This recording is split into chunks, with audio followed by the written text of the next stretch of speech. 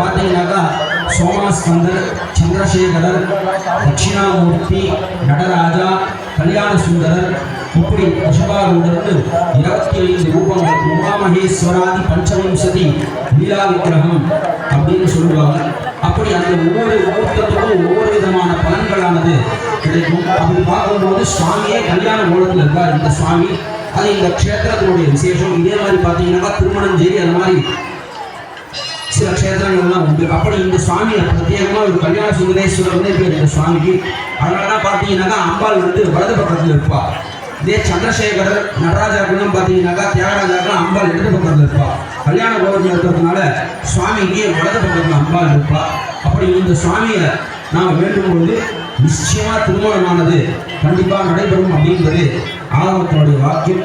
எல்லாரும் சுவாமி பிரார்த்தனை பண்ணுமாறு கேட்டுக்கொண்டு இனிதே மங்களகரமாக மாங்கல்ய தாரண நிகழ்ச்சியை துவங்குகின்றோம். ஓம் வாத்தியம்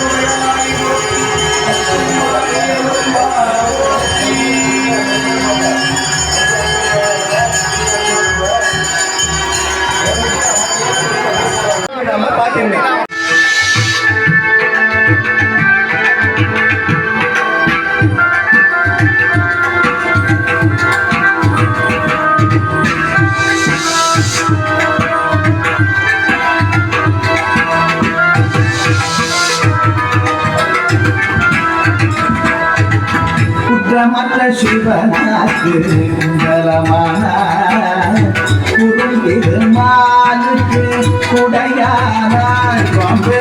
குற்றமற்ற சிவனாக்கு குண்டலமான குறும்பெருமானுக்கு குடையானாய் கற்றை குழல் பார்வதிக்கு கங்கணமானாய்.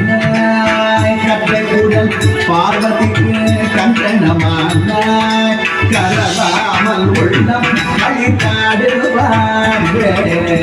கற்றை கூடல் பார்வதிக்கு கங்கணமான கரவாமல் உள்ளம் அழித்தாடுவாங்க. விளையாடுவாங்க விளையாடுவாங்க நீயாடுவாங்க தெரிந்தாடுவாங்க.